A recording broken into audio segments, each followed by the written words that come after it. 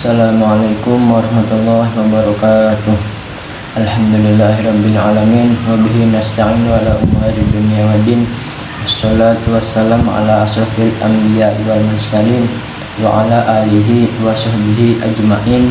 La ghuliba illa billah, amma ba'du. Yang saya hormati Ibu Dr. Hajah Debibik Nabilatul Fauziah LCMA selaku dosen pengampu mata kuliah Ulumul Hadis. Pada kesempatan kali ini saya ingin menjelaskan materi tentang ilmu hadis riwayah dan ilmu hadis dirayah. Kita masuk kepada materi pertama, yakni ilmu hadis riwayah. Sebelum kita mengetahui lebih dalam tentang ilmu hadis riwayah ini, alangkah baiknya kita mengetahui apa itu yang dinamakan dengan ilmu hadis riwayah, apa itu definisinya, pengertiannya. Jadi ilmu hadis riwayah ini ilmu yang mempelajari sesuatu yang berkaitan dengan Nabi Muhammad SAW, baik berupa perkataannya, perbuatannya, persetujuannya, dan juga sifat Nabi Muhammad SAW dari segi penyampaiannya, dari segi periwayatannya. Jadi ilmu hadis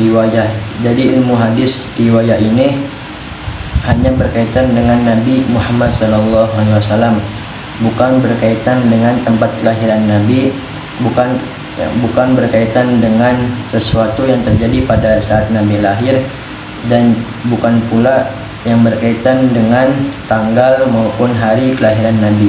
Tapi ilmu hadis ini yang berkaitan dengan perbuatan, persetujuan, dan sifat Nabi Muhammad SAW. Pada ilmu hadis riwayah ini, objek tujuannya itu mencakup pada 4 objek. Yang pertama ada sanad.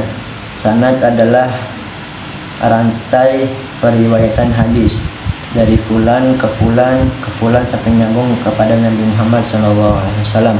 Kemudian objek yang kedua itu kepada matanya, kepada isi hadisnya, bukan hanya covernya saja tapi juga dalaman hadisnya, bukan hanya sampulnya saja tapi juga dalam hadisnya. Yang pertama pada sanad, yang kedua pada matan, yang ketiga pada tata cara penerimaan hadisnya itu. Yang menerima hadisnya ini, dia posisinya itu mendengar hadisnya dari Nabi atau dia dapat kabar dari seseorang tentang hadisnya Nabi. Dilihat dari posisi orang tersebut. Yang keempat itu ada adab dalam periwayatannya. Langsung kita jelaskan saja. Untuk yang pertama itu sanad, rantai periwayatan hadis. Contoh kita ambil dari hadis innamal a'malu binniyat.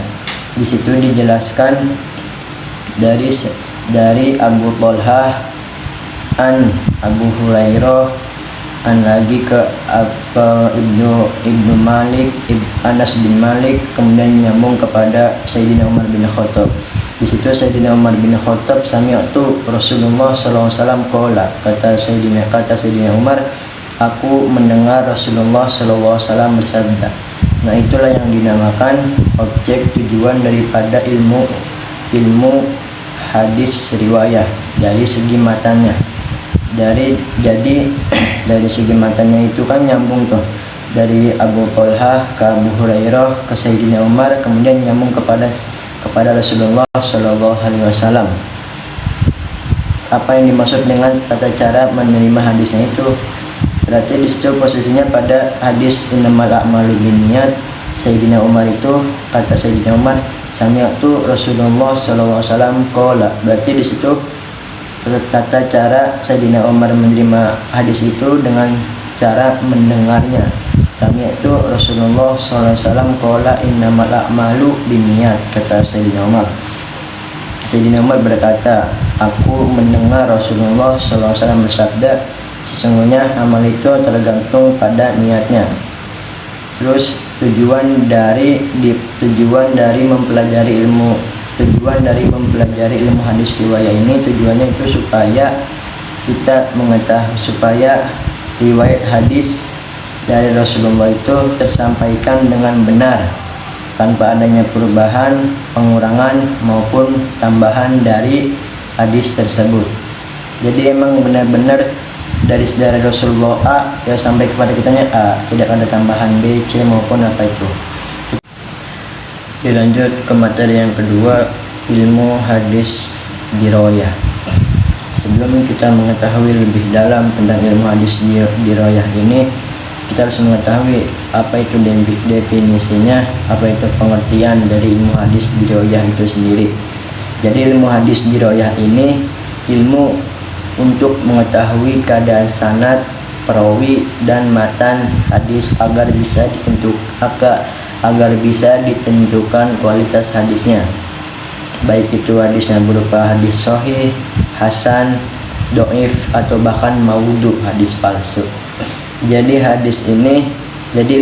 ilmu hadis dirayah ini cuman mempelajari kondisi hadisnya saja, tidak mempelajari dari mana hadis itu datang, dari siapa hadis itu tersampaikan, tidak. Jadi ilmu hadis dirayah ini cuman mempelajari tentang keadaan sanadnya saja, keadaan perawinya saja, itu hadisnya hasan apa sahih atau maudhu, palsu.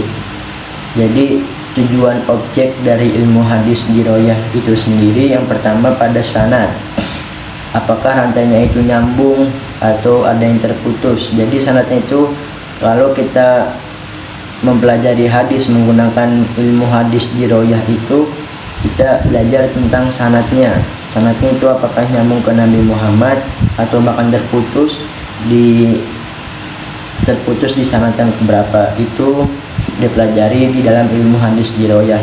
Yang kedua, objek kajiannya itu pada perawi. Kita lihat dari perawinya, kan bisa di bawah suka ada tuh rawahu Bukhari wa Muslim. Kita lihat dari perawinya, itu orangnya tuh adil atau tidak, terpercaya atau enggak, atau si perawinya itu dobit atau tidak. Maksudnya dalam artian si perawi ini hafalannya kuat atau enggak, penulisannya bagus atau enggak, bisa dibaca apa enggak gitu. Jadi yang pertama pada sanad, yang kedua pada perawi, yang ketiga pada matan.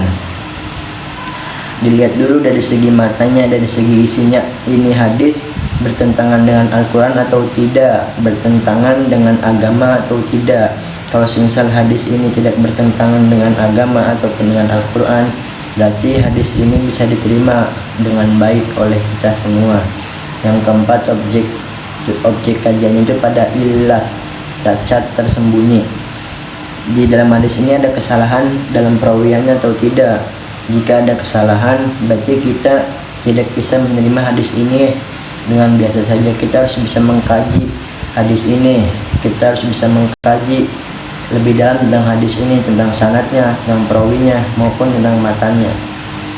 Jadi ini hadis bukan sembarang hadis, ini hadis dari Nabi Muhammad SAW. Kemudian tujuan dari mempelajarinya, yang pertama untuk menentukan derajat hadisnya, apakah hadis ini sahih, dhaif, hasan maupun maudhu. Yang kedua untuk menyaring hadis yang benar dari Nabi Muhammad SAW. Kita sambung ke materi yang pertama. Jika ada yang bertanya apa kaitannya ilmu hadis dirayah dengan ilmu hadis riwayah, jadi ilmu hadis riwayah dan ilmu hadis dirayah ini merupakan satu kesatuan yang tidak boleh dipisahkan dalam mempelajari suatu hadis. Ibaratnya seperti sendal itu tidak bisa dipisahkan walaupun tujuannya sama, misal ke masjid, pastinya sampai ke masjid sendal kanan dan kiri, bukan hanya kirinya saja. Begitupun sama dengan ilmu hadis riwayah dan ilmu hadis dirayah.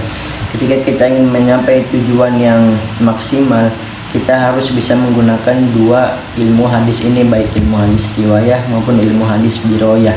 Karena apa? Karena keduanya merupakan satu kesatuan yang tidak boleh dipisahkan. Ibaratnya seperti ini, ibaratnya ilmu fikih dan usul fikih. Mungkin itu saja yang dapat saya sampaikan. Allahu a'lam bishawab, wallahul muwaffiq ila aqwamit thoriq. Wassalamualaikum warahmatullahi wabarakatuh.